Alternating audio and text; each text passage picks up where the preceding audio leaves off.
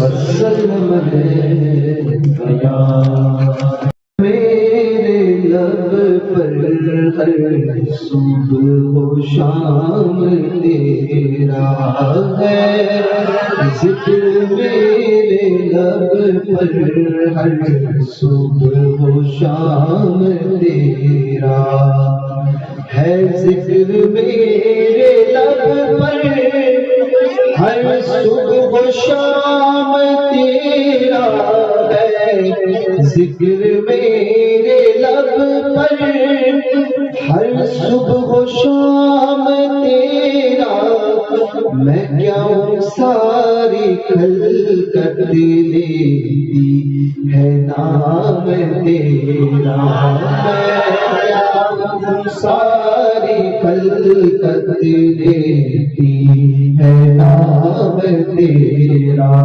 ہے ذکر میرے لب پر ہر صبح و شام تیرا میں کیا ہوں ساری خلقت لیتی ہے نام تیرا ہر چیز کا تو ناظر اور ہر مقام حاضر ہر چیز کا تو ناظر اور ہر مقام حاضر ظاہر میں ہے اگرچہ تیبا مقام تیرا ظاہر میں ہے اگرچہ تیبا مقام تیرا اور ہر آنکھ دیکھتی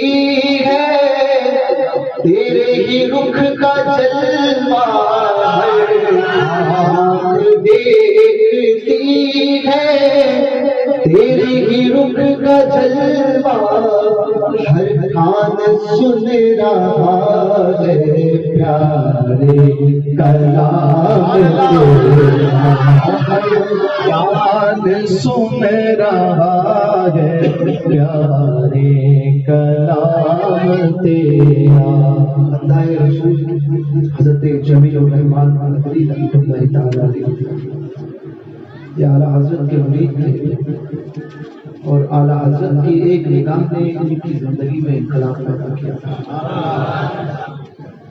پھر کبھی جمیل الرحمان قادری کے متعلق بتاؤں گا کہ ان کی زندگی تبدیل کیسے ہوئی۔ تو لکھتے ہیں ہر آنکھ دیکھتی ہے تیرے ہی رخ کا جلوہ ہر آنکھ دیکھتی ہے۔ حدیث پاک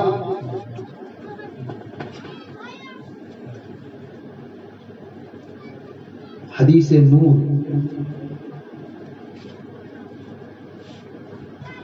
اس کی شرح میں حضرت سیدنا عبدالعزیز دباغ رضی اللہ تبارک و تعالی عنہ یہ وہ بزرگ گزرے ہیں جنہوں نے صرف 7 پارے ناظرہ پڑھا، صرف 7 پارے ناظرہ، اس کے بعد میں کسی سے کچھ پڑھائی نہیں، کچھ نہیں پڑھا۔ ایسے بزرگوں کو کہتے ہیں امی بزرگ۔ یہ امی تھے اور ان کی مکمل تعلیم جو ہے ان کو جو ہے وہ علم لدنی حاصل ہوا، اور ایسا علم کہ جب بات کرتے تھے، ان کی ایک کتاب ہے الابریز، ابریز شریف اس کو کہتے ہیں، جن حضرت کے ملفوظات کو ان کے خلیفہ نے جمع کیا۔ تو حضرت کے جو مرید تھے وہ بہت بڑے محدث تھے، تو وہ حضرت کو شروعات میں آزمانے کے لیے، شاہ عبدالعزیز دباغ کو آزمانے کے لیے کہ واقعی یہ بزرگ ہیں یا نہیں، ایک مرتبہ انہوں نے ایسا کیا کہ حدیث شریف کا کچھ جز، حدیث پاک میں سے کچھ جز نکالے یا کچھ حدیث کے کچھ الفاظ کو نکالا، پھر قرآن پاک کے کچھ آیتوں کو انہوں نے جمع کیا اور پھر اپنی کچھ بات 3 چیزیں کی، قرآن پاک سے نکالا، حدیث پاک سے کچھ باتیں نکالی اور اپنی کچھ باتیں۔ حضرت عبدالعزیز دباغ کی بارگاہ میں حاضر ہوئے اور تینوں باتوں کو عرض کیا کہ حضور یہ سب کیا ہے؟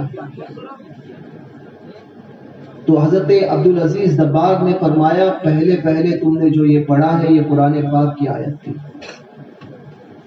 دوسری بات جو تم نے کہی وہ حدیث پاک تھی، اور تیسری بات جو تم نے کہی وہ تمہارا خود کا کلام تھا۔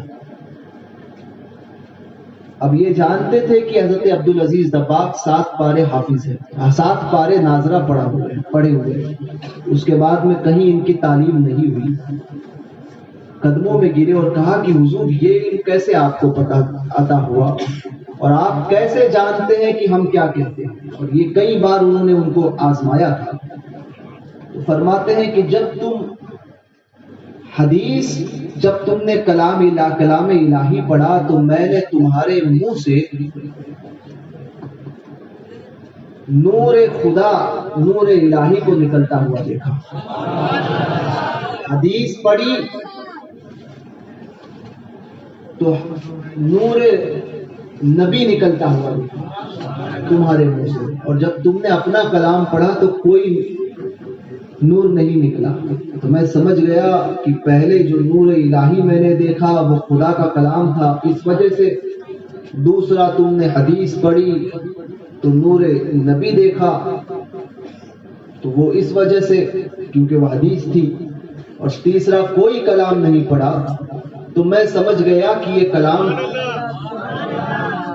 کلام تمہارا ہے، کیونکہ نور کوئی نہیں دکھا۔ تو حضرت عبدالعزیز دباغ نے حدیث نور کی تشریح فرمائی۔ فرماتے ہیں کہ جب بچہ ماں کے پیٹ میں آتا ہے، ماں کے پیٹ میں جب بچہ آتا ہے، وہ مومن کا ہو یا کافر کا، کسی کا بھی بچہ، ساری کائنات میں، پوری کائنات میں جو بچہ ماں کے پیٹ میں آئے گا، تو جب وہ پیٹ میں آتا ہے 7 مقام ایسے ہیں کہ نور نبی صلی اللہ علیہ وسلم اس کے سامنے پیش ہوتے ہیں، انسان کے سامنے۔ اس میں سے 3 مقام مشترکہ ہے جس میں کافر اور مومن سب کے سامنے پیش کیا جاتا ہے۔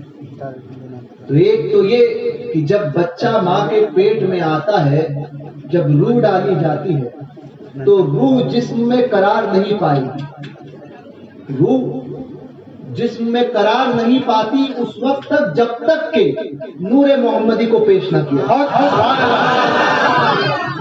ماں کے پیٹ میں جب بچے کے جسم میں روح کو ڈالا جاتا ہے تو روح قرار ہی نہیں پائے گی۔ اسی لیے حضور تاج الشریعہ فرماتے ہیں، آب و گل میں نور کی پہلی کرن،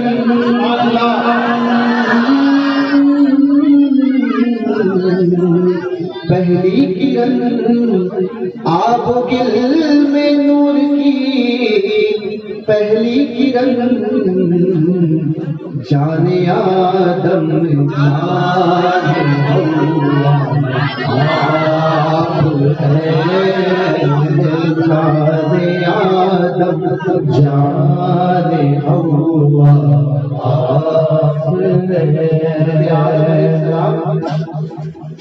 جب خمیر تیار کیا گیا حضرت آدم علیہ السلام کا، تو جسد اقدس سیدنا آدم علیہ السلام کا جو تیار ہوا، سیدنا آدم علیہ السلام کا جو پتلا تیار ہوا، تو اب سیدنا آدم علیہ السلام کے جسم میں آپ کی روح پاک کو ڈالا گیا۔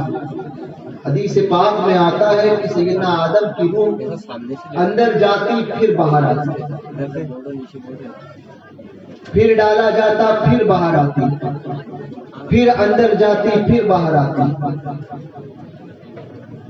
پوچھا اے آدم رکتے کیوں نہیں؟ عرض کی مولا مجھے وحشت ہوتی ہے نا؟ حکم ہوا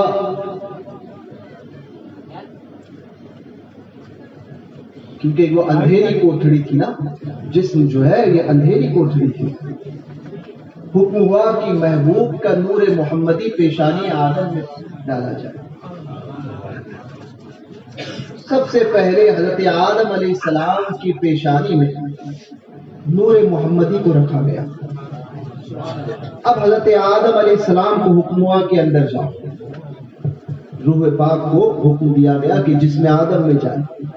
حضرت آدم علیہ السلام جیسے ہی اندر گئے استقرار محسوس کیا.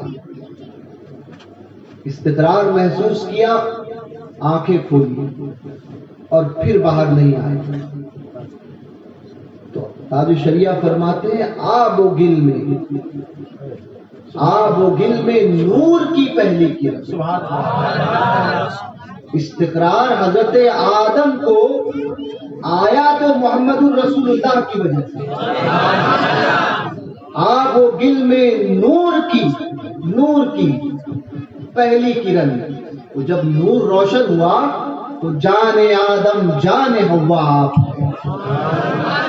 آب و گل میں نور کی پہلی کرن، جان آدم جان حوا آپ ہے. پھر آدم کو حضرت آدم علیہ السلام کو قرار آیا. جاں توئی جانا قرارے جاں توئی، جانے جاں میری تمنا آپ. تو حضرت عبدالعزیز تو بچے کے سامنے اگر نور کو پیش نہ کیا جائے تو روح جو ہے وہ پیٹ میں نہیں رہے گی. ماں کے پیٹ میں اس کے بچے کے جسم میں جو روح ڈالی جاتی ہے وہ نہیں رہتی، کیونکہ اس کو وحشت محسوس ہوتی ہے. تو سب سے پہلے نور محمدی اس کے سامنے پیش کیا جاتا ہے. اب نور محمدی کو جب بچہ روح دیکھتی ہے تو اس کو استقرار آتا ہے. سبحان اللہ. پھر جب بچہ آنکھ کھولتا ہے، آنکھ روشنی اور سننے کی سماعت یہ جب ہوتی ہے بچے کے اندر پیٹ میں، تو سب سے پہلے نور محمدی پیش کیا جاتا ہے. کوئی آنکھ اس وقت تک دیکھ نہیں سکتی جب تک کہ عبدالعزیز دباغ فرماتے ہیں نور محمدی اس کے سامنے پیش نہ کیا جائے. اور کوئی آنکھ نہیں دیکھ سکتی. نور محمدی پیش ہوتا ہے، اس کے بعد میں وہ دیکھنا شروع کرتی ہے. تو جمیل الرحمان یہی فرماتے ہیں ہر آنکھ دیکھتی ہے تیرے ہی رخ کا جلوہ. ہر آنکھ دیکھتی ہے تیرے ہی رخ کا جلوہ. ہر کان سن رہا ہے پیارے کلام تیرا. ہر کان سن رہا ہے پیارے کلام تیرا. اور مالک تجھے بنایا مخلوق کا خدا نے. مالک تجھے بنایا مخلوق کا خدا نے. اس واسطے لکھا ہے ہر شے پہ نام تیرا. اس واسطے لکھا ہے ہر شے پہ نام تیرا. اس واسطے لکھا ہے ہر شے پہ نام تیرا. اس واسطے لکھا ہے ہر شے پہ نام تیرا. آپ کیا کہیں محمد، کہیں احمد اور کہیں مصطفیٰ. تاج الشریعہ نے جو کلام میں نے ابھی آپ کو سنا ہے اس کا ایک شعر، تاج الشریعہ نے اس کا شروعات ہی فرمائی ہے مصطفیٰ ذات یکتا. مصطفیٰ کے معنی ہے چنا ہوا. وہ تاج الشریعہ کی شاعری لوگ شاعری کرتے ہیں تو تکبندیاں ہوتی ہیں اللہ ماشاءاللہ. حضور تاج الشریعہ کی شاعری کو سمجھو تو سمجھ میں آتا ہے کہ کتنے بڑے ادیب تھے. سبحان اللہ. مصطفیٰ لفظ تاج الشریعہ نے احمد ذات یکتا نہیں لکھا، محمد ذات یکتا استعمال نہیں کیا، مصطفیٰ ذات یکتا. مصطفیٰ کے معنی ہوتا ہے چنا ہوا. مصطفیٰ کے معنی چنا ہوا.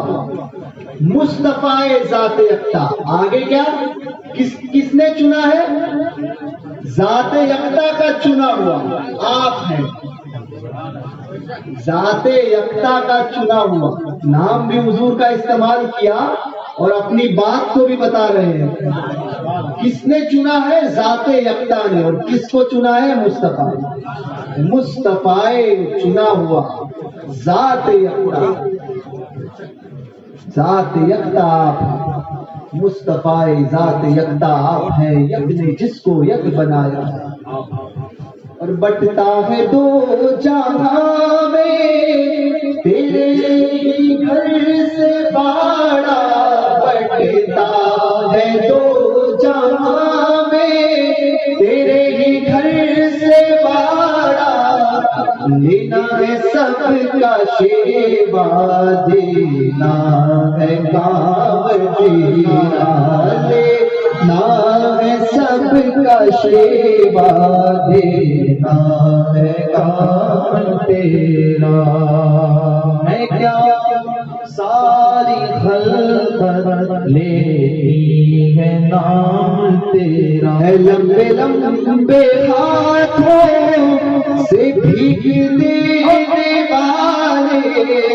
ہے لمبے لمبے ہاتھوں سے بھیگ دینے والے. حضور کے ہاتھ کتنے لمبے؟ حضور کے ہاتھ یہ ہاتھ لمبائی یعنی وہ لمبائی نہیں ہے. لمبے کتنے ہیں حضور کے ہاتھ کا کمال کیا ہے. جہاں کسی کا ہاتھ نہ پہنچے مصطفیٰ کا ہاتھ پہنچے. مصطفیٰ کا ہاتھ. ایک مرتبہ آقا علیہ الصلوۃ والسلام نماز پڑھ رہے ہیں. لوگ کہتے ہیں نبی اور امتی برابر ہے. جو وہابیوں کا عقیدہ ہے. ارے نماز کی حالت میں نبی کی نماز کی برابری امت نہیں کر سکتا.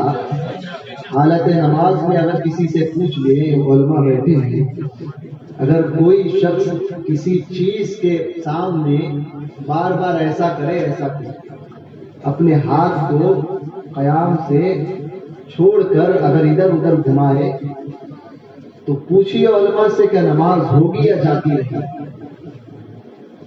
علماء جواب دیں گے عمل کثیر نماز جو ہے. ٹھیک ہے یہی حکم. حضور نماز پڑھ رہے ہیں. حضور نماز پڑھ رہے ہیں. نماز پڑھتے پڑھتے میرے آقا علیہ الصلوۃ والسلام ہاتھ کو آگے بڑھا رہے پیچھے آگے بڑھا رہے پیچھے لے رہے. سلام پھیرا. سرکار نے فرمایا میرے سامنے جنت کو پیش کیا گیا. جنت کہاں ہے؟ جمعہ میں سن لیجیے کتنے آسمان کے اوپر اور کتنے اوپر.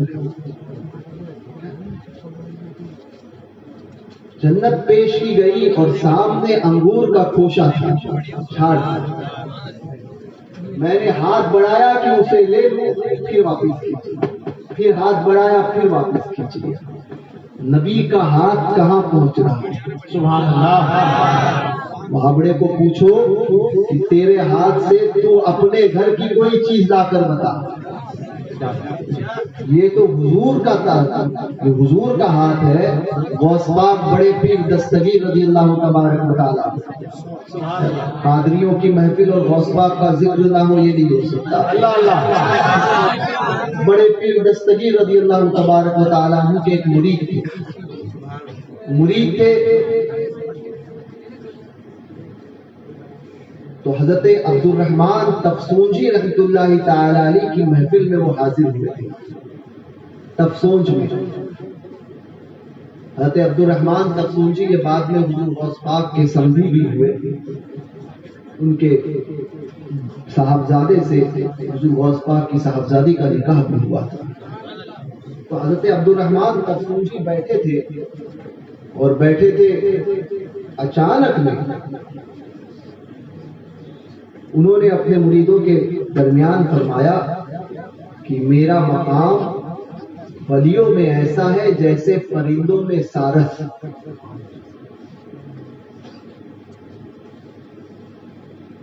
کہ اس کی اڑان جو ہے وہ بہت تیز ہوتی ہے. تو میرا مقام ولیوں میں ایسا ہے. جیسے یہ کہنا تھا حضرت غوث پاک کے ایک مرید اسی محفل میں تفسونج میں بیٹھے ہوئے تھے. تفسونج میں بیٹھے تھے وہیں پر اٹھ کر کھڑے ہوئے اور کہنے لگے اے شیخ اپنی زبان کو لگام دو. تم کیا کہہ رہے ہو؟ کیا تمہارا مقام ہمارے شیخ عبد القادر جیلانی سے بھی بڑا ہو گیا؟ تم کیا کہہ رہے ہو؟ پتا ہے مولانا صاحب بیٹھے ہیں, اگر ان کے چاہنے والے 50 یہاں پر موجود ہو, ویسے تو سارے چاہتے ہیں, اب ان کے بیچ میں ان مولانا صاحب کی ان کو کوئی برا کہہ کر بول دے یا ان کو کوئی الٹا جواب دے دے تو پتا چلے گا جواب دینے والے کو کی حالت کیا ہوتی ہے. مرید کے بیچ میں اگر پیر ہو تو پھر اچھے ترم خان کی جو یہ طاقت نہیں ہوتی کہ پیر صاحب کو نہیں ہوتی. پھر مرید کیا حال کرتے ہیں؟ وہ وہی حال تھا کہ مرید جو ہے وہ اٹھنے لگے کہ شیخ کی گستاخی کیسے کر دیں. حضرت عبد الرحمن تفسونجی وہ دیکھ رہے تھے. جب وہ اٹھے تھے تو ایک چادر ان کے بدن پر تھی. اس چادر کو انہوں نے پھینک دیا. کمبل اوڑے ہوئے تھے. جب اٹھے تو اتنے غصے میں اٹھے کہ آپ کی زبان کو لگام دو. غصے میں اٹھے تو کمبل جو نیچے گر گیا. عبد الرحمن مریدین اٹھے تاکہ سبق سکھایا جائے کہ ہمارے شیخ کی بارگاہ میں یہ زبان استعمال کی جاتی ہے. مگر عبد الرحمن تفسونجی دیکھ رہے تھے اور کامل تھے. کہا کہ رک جاؤ, میں اس شخص کے بدن کے ہر ایک حصے سے نور نکلتا ہوں. سبحان اللہ. روک دیا اور روکنے کے بعد میں فرمایا کہ اے شخص کمبل اوڑھو.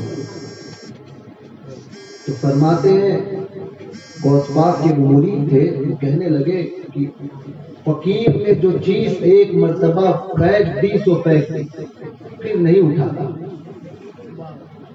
فقیر نے جو چیز ایک مرتبہ پھینک دی تو پھر پھینک دی, پھر نہیں اٹھاتا.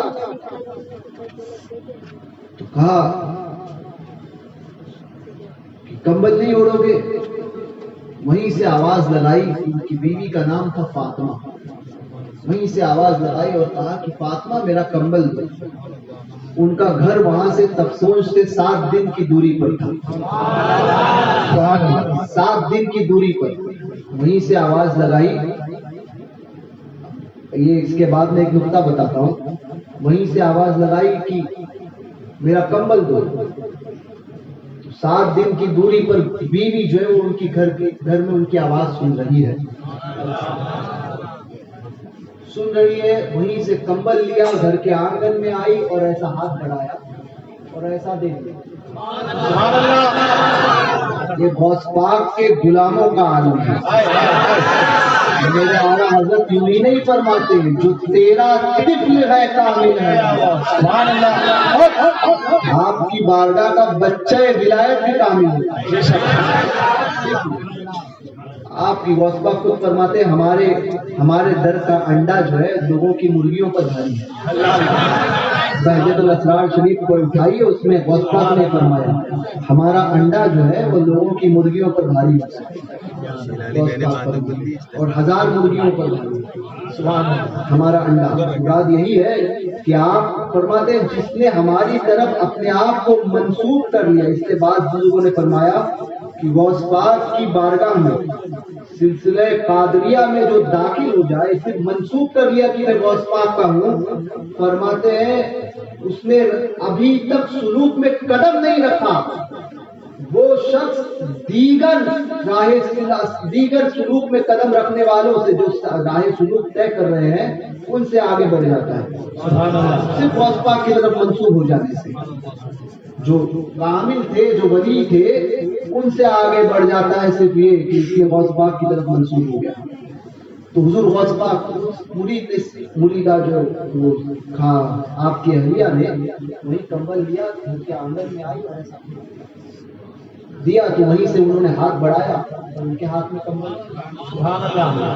7 دن جانے کا، 7 دن آنے کا، 14 دن، اور آواز کیسے سنی ہوگی؟ وابڑا بولتا ہے کیسے ہو سکتا ہے؟ میں نے کہا تیری جماعت میں نہیں ہو سکتا، اہل سنت میں ہو سکتا ہے، اہل سنت میں ہو سکتا ہے۔ بولے کیسے ہو سکتا ہے؟ میں نے کہا اس لیے ایسے ہو سکتا ہے کہ جیسے داتا صاحب کی بارگاہ میں پہاڑوں کی بات آئی، ابھی یاد آئی، کیسے ہو سکتا ہے، کیسے ہو سکتا ہے؟ یہ بات اکثر پوچھتے ہیں کیسے ہو سکتا ہے۔ میں نے کہا ہاں تم بات بالکل صحیح کہتے ہو، کیسے ہو سکتا ہے، کیونکہ تم بات اپنی جماعت کی کرتے ہو، بھابھیوں کی جماعت میں کوئی ولی نہیں، اس لیے وہ بات اپنی کرتے ہیں۔ اس میں ٹینشن بالکل مت لیا کرو، بالکل اطمینان سے رہنے کا۔ وہ کہتے ہیں نا کہ یہ کیسے، ایسا نہیں ہو سکتا، کہنا ہاں بالکل تم صحیح کہتے ہو، ایسا نہیں ہو سکتا، کیونکہ تمہاری جماعت میں کوئی ایسا ہے ہی نہیں جو ایسا کر سکے۔ بھابھیوں کی جماعت میں کوئی ایسا ہے نہیں جو یہ اختیار رکھ سکے۔ ہماری جماعت کے اندر اللہ نے ایسے ایسے اپنے محبوبین کو پیدا فرمایا ہے جو یہ اختیار رکھتے ہیں کہ جہاں میں ان کی چلتی ہے۔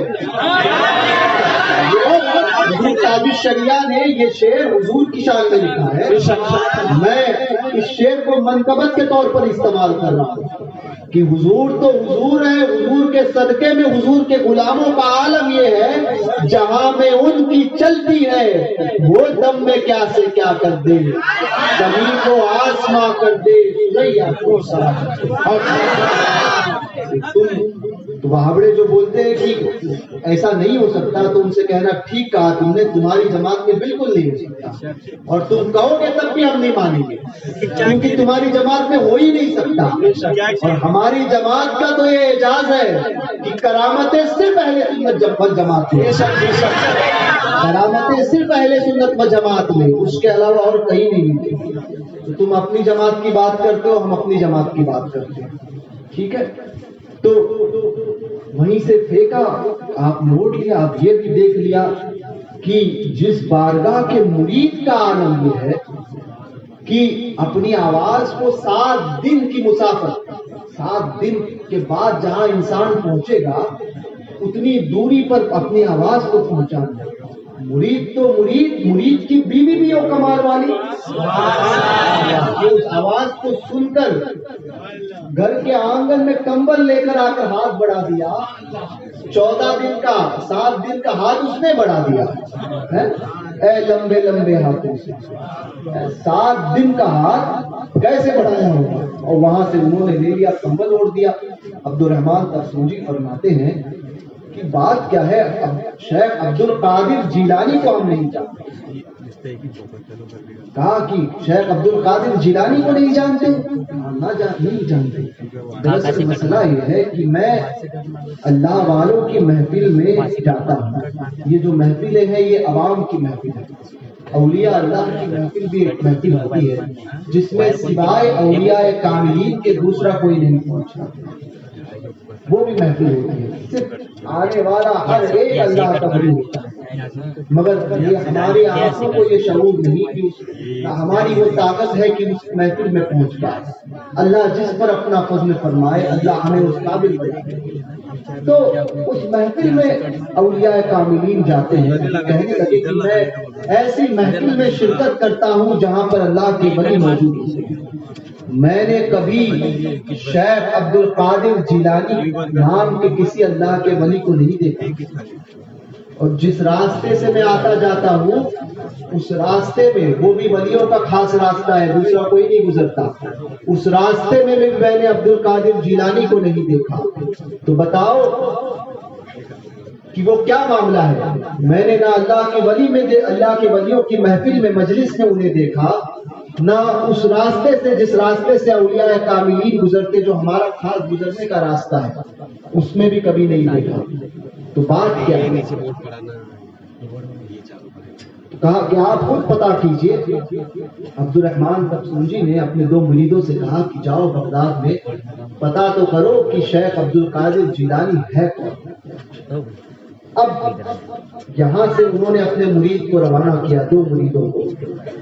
حضور غوث پاک رضی اللہ تبارک و تعالیٰ عنہ بغداد معلیٰ میں کچھ تحریر کر رہے تھے، اپنی خانقاہ میں کچھ لکھ رہے تھے۔ آنکھوں کو اٹھایا، نگاہ اٹھائی اور اپنے 2 خادموں سے فرمایا کہ تفسون سے عبد الرحمن تبسونجی کے 2 مریدین چلے گئے اور ان کے یہ سوالات ہیں، جاؤ فلاں مقام پر فلاں لباس میں فلاں ہولیے والے 2 شخص تمہیں ملیں گے، ان سے جا کر اس کا جواب دے دو۔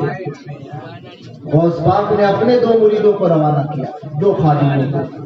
اعلیٰ حضرت فرماتے ہیں تیرے خدام کے آگے ہے ایک بات جو اور اقطاب کو مشکل ہے یا وہ۔ 2 مریدوں کو روانہ کیا، 2 خادموں کو۔ اب وہ خادم چلے برابر، یہ غوث پاک کی کرامت نہیں تو کیا؟ ایک تو یہ کہ عبد الرحمن تبسونجی کے مریدین نکلے، دوسرا کہ چلو کوئی یہ کہہ سکتا ہے یہ خبر، مگر کون سی جگہ پر وہ ملاقات تم سے ہوگی، کس مقام پر، اور لباس کیا ہوگا، اور ان کا حلیہ، یہ تک غوث پاک نے بتایا۔ غوث پاک کے خدام فرماتے ہیں بخدا جہاں پر حضور بڑے پیر دستگیر نے نشاندہی فرمائی تھی، وہی وہ 2 شخص اسی مقام پر، وہی لباس اور وہی حلیہ جو حضرت نے بتایا تھا۔ غوث پاک کے مریدوں نے پکڑ لیا اور کہا کہ شیخ عبد القادر جیلانی سے ملنے بغداد جا رہے ہو؟ کہنے لگے ہاں۔ کہا جانے کی ضرورت نہیں، ذرا سن لو بات۔ مریدین نے شیخ عبد الرحمن تبسونجی نے یہ سوالات کیے ہیں، ان کے یہ سوالات ہیں، اس سوالات کے جوابات جا کر دے دینا۔ اب وہ جوابات وہیں سے مریدین لیے اور آگے پہنچے، تبسونج پہنچے تو انہوں نے کہا کیا اتنے جلدی آ گئے؟ کہنے لگے جی حضور معاملہ ہی کچھ ایسا ہے۔ فرمایا کیا بات ہے؟ کہنے لگے حضور راستے میں شیخ عبد القادر جیلانی کے خدام اور مریدین ہمیں ملے، انہوں نے اس سوال کے جوابات دیے۔ فرمایا یہ کیا سوال کے جواب؟ کہنے لگے کہ آپ کا پہلا سوال تھا کہ میں اللہ کے ولیوں کی محفل میں جاتا ہوں، عبد القادر جیلانی نام کے کسی ولی کو میں نے وہاں نہیں دیکھا۔ تو فرمایا پہلے سوال کا پہلا جواب۔ فرمایا کہ تم جس اللہ کے ولیوں کی محفل میں جاتے ہو وہ اللہ کے ولیوں کی عام محفل ہوتی ہے، اس میں ہر کوئی دوسرا ولی موجود ہوتا ہے۔ عبد القادر جیلانی اس محفل میں جاتا ہے جہاں کوئی دوسرا نہیں ہوتا، صرف اس کا رب اور وہ ہوتا ہے، وہ ایسی محفل میں موجود ہوتا ہے۔ کہا کہ تم نے کہا کہ ہم راستے سے گزرتے ہیں، اس راستے پہ بھی عبد القادر جیلانی کو نہیں دیکھا۔ تو کہنے لگے تم جس راستے سے گزرتے ہو اس راستے سے تو ہر اللہ کا دوسرا ولی گزرتا ہے۔ عبد القادر اس راستے سے گزرتا ہے جس راستے سے دوسرا کوئی اللہ کا ولی نہیں گزرتا۔ عبد القادر جب چلتا ہے تو اس کے ارد گرد اللہ تبارک و تعالیٰ نے اتنے حجابات رکھ دیے ہیں کہ تمہیں پتا بھی نہیں چلتا کہ تمہاری محفل میں عبد القادر جیلانی کب آیا اور کب آ کر چلا گیا، تمہیں پتا بھی نہیں چلتا۔ یہ غوث پاک کا ذکر نکلا ہے تو بات بتا دوں، غوث پاک فرماتے ہیں لوگ میرا ذکر کرتے ہی اس وقت جب میں چاہتا ہوں، جب میں چاہتا ہوں، جب تک میں نہ چاہوں کوئی میرا ذکر نہیں کر سکتا۔ بابڑا کہتا ہے کیسے ہو سکتا ہے؟ میں نے کہا غوث پاک کے لیے سب کچھ ہو سکتا ہے، غوث پاک کے لیے سب کچھ ہو سکتا ہے۔ تو سرکار بغداد فرماتے ہیں آگے کہ عبد القادر، یہ دو سوال کے جواب تو دے دیے، اور کہنے لگے کہ عبد القادر جیلانی کے احسان کو اتنے جلدی بھول گئے؟ تو عرض کرنے لگے عبد الرحمن ترسنجی احسان؟ فرمایا کہ یاد کرو کہ اللہ تبارک و تعالیٰ نے فلاں پہاڑی پر تم عبادت، محو عبادت تھے، عبادت میں مصروف تھے، اور ایک دن اللہ نے تمہیں فلاں پہاڑی پر جو ہے ولایت عطا فرمائی۔ کیا اس بات کا علم کسی اور کو ہے؟ کہا یہ بات تو بالکل صحیح ہے کہ فلاں پہاڑی پر ہی مجھے ولایت ملی ہے، اس بات کا علم میرے علاوہ تو کسی کو نہیں۔ فرمایا کہ جس کے وسیلے سے اللہ نے تمہیں ولایت عطا کی تھی وہ بھی عبد القادر جیلانی، جس کے وسیلے سے اللہ نے تمہیں ولایت عطا کی وہ بھی عبد القادر جیلانی۔ فرمایا کہ وہ کاسا اور وہ امامہ تمہارے پاس موجود ہے، جب تمہیں ولایت ملی تھی تو نشانے کے طور پر تمہارے سر پہ ایک امامہ باندھا گیا تھا اور ایک کاسا جس پہ سورہ اخلاص یعنی قل واللہ شریف لکھی ہوئی ہے۔ کیا وہ کاسا موجود ہے؟ کیا وہ امامہ موجود ہے؟ کہنے لگے ہاں۔ اس بات کا علم میرے علاوہ اور کسی کو نہیں۔ فرمایا کہ عبد القادر کا احسان یہی ہے کہ جس نے امامہ باندھا تھا وہ بھی عبد القادر تھا، اور جس نے کاسا دیا تھا وہ بھی عبد القادر تھا، وہ بھی عبد القادر تھا۔ جس نے امامہ باندھا تھا وہ بھی عبد القادر جیلانی تھا، جس نے کاسا دیا تھا وہ بھی عبد القادر جیلانی تھا۔ یہ بڑے پیر دستگیر رضی اللہ تبارک و تعالیٰ عنہ لمبے لمبے ہاتھ سے، حضور کے ہاتھ کہاں نہیں پہنچے، کہاں نہیں پہنچے میرے آقا علیہ الصلوۃ والسلام۔ اب دیکھ لیا آپ نے، یہ تو غوث پاک کے غلام کے ہاتھ کا معاملہ، آقا کے ہاتھ کا عالم کیا، آقا کے ہاتھ کا عالم کیا۔ جہنم جانتے ہیں، جہنم کے تعلق سے آتا ہے کہ سوئی کی نوک کے برابر، سوئی کی نوک کے برابر بھی اگر جہنم کے دروازے کو اہل دنیا کے سامنے کھول دیا جائے یا آنکھ کو پیش کیا جائے نا، تو یہ ساری دنیا جو ہے جل کر خاک ہو جائے، اس قدر ہے، اس قدر ہے۔ اور قیامت میں نے کہا محمدی صورت کے تعلق سے، قیامت میں انسان کا چہرہ جو صورت بنتی ہے تب بھی نور محمدی پیش ہوتا ہے، ورنہ انسان کا چہرہ بھی نہیں بن پائے گا۔ اسی لیے قیامت کے دن جو جہنمیوں کو جو عذاب ہوگا نا، تو یہ حدیث پاک میں آتا ہے کہ جسم اتنے ہوں گے کہ احد پہاڑ کے برابر ایک دانت ہوگا۔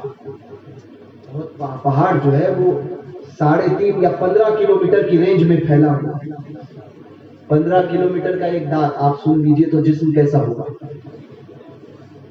جسم کیسا ہوگا۔ ایک دانت اگر اتنا بڑا ہے تو جسم کتنا بڑا ہوگا، ظاہر سی بات ہے۔ تو اب اس حساب سے تو یہ اتنا بڑا جسم اس جسم پر کیوں نہیں ہوگا عذاب؟ تو فرمایا عبدالعزیز دباغ فرماتے ہیں محمدی صورت ہے، انسان کی صورت محمدی صورت ہے، اس لیے اللہ کو گوارا نہیں کہ محمدی صورت، یعنی اللہ تبارک و تعالیٰ نے اپنے محبوب کو اس کائنات میں جس صورت میں پیدا فرمایا اس جیسے دکھنے والی صورت کو عذاب دیا جائے۔ محمدی صورت پر عذاب نہیں، وہ صورت چھین لی جائے گی انسان سے اور پھر اس کا جسم کئی گنا بڑھا دیا جائے گا، کئی گنا بڑھا دیا جائے گا، پھر اس پر عذاب ہوگا۔ تو یہ تو جہنم اتنی سخت ہے، اتنی سخت ہے کہ ایک پتھر چھوڑا جائے اس کی گہرائی میں جاتے جاتے اس کو 70 سال یا 70,000 سال لگ جائے، پھر وہ اس کی گہرائی میں پہنچے۔ اس کا عذاب کا عالم یہ ہوگا کہ انسان کا جسم پگھلے گا، پھر واپس بنا دیا جائے گا، پھر عذاب ہوگا۔ ایسے عالم میں وہاں پر کسی کا کوئی نہیں معاملہ چلتا. حضرت ادریس علیہ السلام نے جب جہنم کو دیکھا تھا تو بے ہوش ہو گئے تھے. اللہ کے جلیل و قدر نبی ہیں حضرت سیدنا ادریس علیہ السلام، بے ہوش ہو گئے. وہ جہنم اتنی سخت، اتنی سخت وہ جہنم کہ انسان ایک چنگاری اہل دنیا کے سامنے آ جائے تو ساری دنیا اس کی دنیا فنا ہو جائے. رسول پاک کی عظمت دیکھو. اعلیٰ حضرت فرماتے ہیں آستی رحمت عالم الٹے، کمر پاک پر دامن باندھے. جب کسی کام کرنے کا ارادہ ہوتا ہے نا، اور جلدی جلدی جب کام کرنے کا ارادہ ہوتا ہے تو آدمی جو ہے وہ کپڑا لے کر دامن کو باندھتا ہے، جو ہے کمر پہ باندھتا ہے دامن، اور کمر پاک پہ دامن باندھے. گرنے والوں کو چہے دوزخ سے، گرنے والوں کو چہے دوزخ سے، سطح آخری ہے نا، چہے دوزخ سے صاف الگ کھینچ لیا کرتے. سبحان اللہ. جس جہنم کے تصور کو، جس جہنم میں جانے کے بعد میں کوئی سلامت نہیں ہے، نبی کے ہاتھ کا عالم دیکھو کہ امتی گر رہا ہے اور ایسے اٹھائے.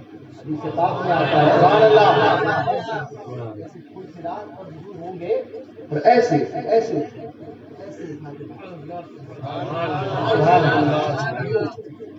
اور گرنے والوں کو چہے دوزخ سے صاف الگ کھینچ لیا، پورا صاف. اب اس میں صاف کو دیکھیے، آپ صاف کے اوپر دھیان دیجیے. ایک تو جب گرا تب گنہگار تھا، ہاتھ سرکار دو عالم صلی اللہ علیہ وسلم کا ہاتھ لگا،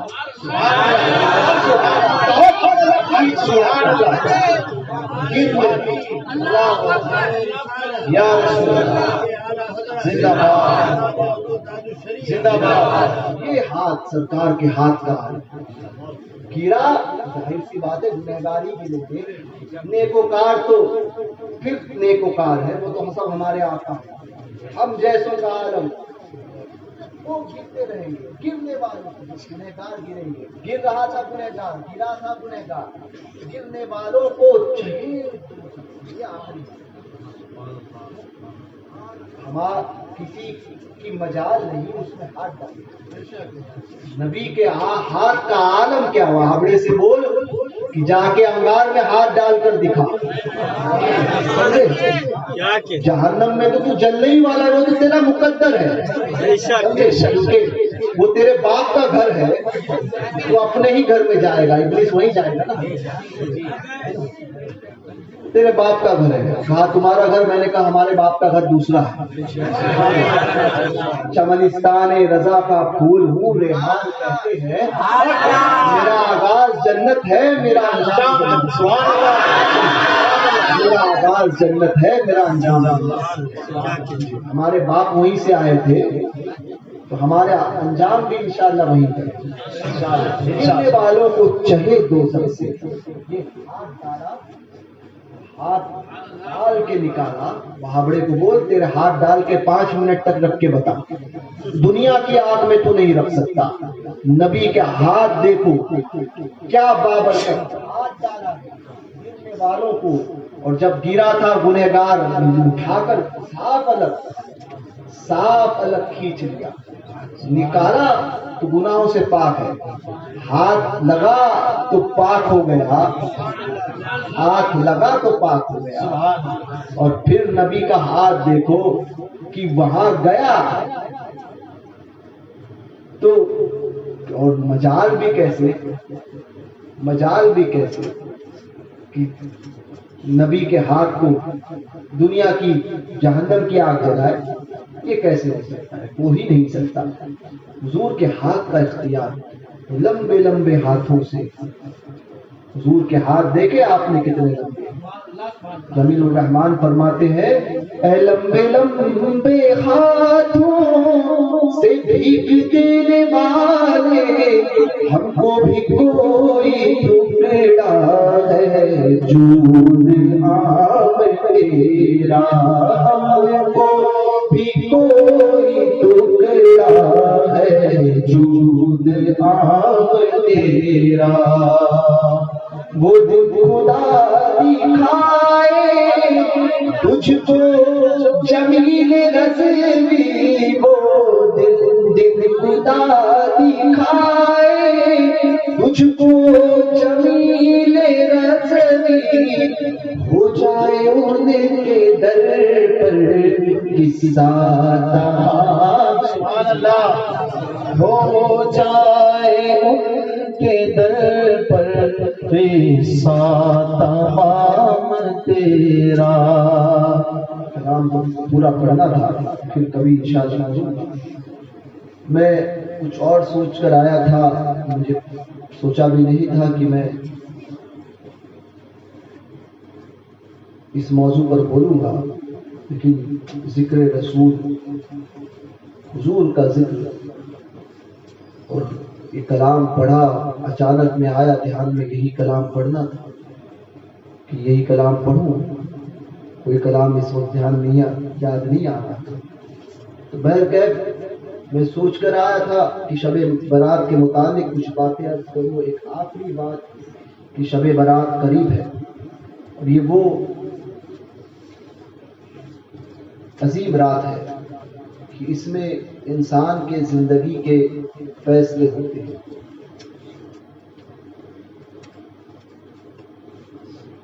حضرت امام جعفر صادق رضی اللہ تبارک و تعالیٰ عنہ میں جب اسٹیج پہ بیٹھا تو میں سوچا تھا کہ شب برات کے متعلق ہی کہوں۔ حضرت امام جعفر صادق رضی اللہ تبارک و تعالیٰ عنہ یہ کون ہے؟ یہ بیٹے ہیں حضرت امام باقر رضی اللہ تعالیٰ عنہ کے۔ امام باقر کون ہے؟ یہ بیٹے ہیں امام زین العابدین کے رضی اللہ تعالیٰ عنہ، اور امام زین العابدین بیٹے ہیں حضرت امام عالی مقام امام حسین رضی اللہ تعالیٰ عنہ۔ امام باقر کی والدہ امام جعفر صادق کی والدہ ماجدہ، یہ بیٹی ہے حضرت قاسم کی، اور حضرت قاسم بیٹے ہیں حضرت محمد کے، اور حضرت محمد بیٹے ہیں حضرت ابو بکر صدیق کے رضی اللہ تعالیٰ عنہ۔ تو ایسے نسبت رکھنے والے امام جعفر صادق۔ ابھی کل امام اعظم ابو حنیفہ، ہم حنفیوں کے امام، ان کا یوم وصال گزرا آج، اچھا کل پہلی شب، آج تیسری حضرت، آج تیسری رات ہے نا شب میں، بہرکیف 2 تاریخ آج گزری۔ تو حضرت امام اعظم ابو حنیفہ رضی اللہ تبارک و تعالیٰ عنہ، ان کا نام ہے نعمان بن ثابت۔ حضرت امام اعظم جن کی تقلید ہم کرتے ہیں، امام اعظم کے شیخ ہیں حضرت امام جعفر صادق۔ امام اعظم سن 80 ہجری میں پیدا ہوئے اور سن 150 ہجری میں وصال فرمایا، یا 70 ہجری میں پیدا ہوئے، 80 سال کی عمر پائی، 70 ہجری میں پیدا ہوئے اور 150 ہجری میں وصال فرمایا۔ امام اعظم سے پوچھا گیا 70 یا 80 سال باختلاف روایت، ایک روایت 80 ہجری کی بھی آتی ہے، تو پوچھا گیا کہ حضور آپ کی عمر کیا ہے؟ تو فرمانے لگے 2 سال۔ امام اعظم کہتے ہیں میری عمر 2 سال۔ تو کہا حضور 2 سال؟ ظاہر سی بات ہے 70 سال کے انسان کو یا 80 سال کے وقت شخص کو آپ کہو گے عمر کتنی ہے اور وہ آپ سے کہے کہ 2 سال، آپ خود تعجب کرو گے، کہو گے کہ چہرہ اور عمر بتاتی ہے کتنے بڑے۔ تو کہا حضور 2 سال؟ فرمانے لگے ہاں میری عمر 2 سال، وہ 2 سال جو میں نے حضرت امام جعفر صادق کی خدمت میں گزارے ہیں، وہی میری عمر ہے، وہی میری عمر ہے۔ جیا تو میں وہی 2 سال جو اب سوچئے کہ وقت کا امام اعظم ابو حنیفہ، وقت کا امام اور اماموں کا امام، اسی لیے امام اعظم کہتے ہیں سب سے بڑا امام، وقت کا امام جس کی بارگاہ میں ہاتھ باندھ کر کھڑا رہتا ہو، وہ امام جعفر صادق مرتبہ اور منزل کیسی ہے، اور اس سے بڑی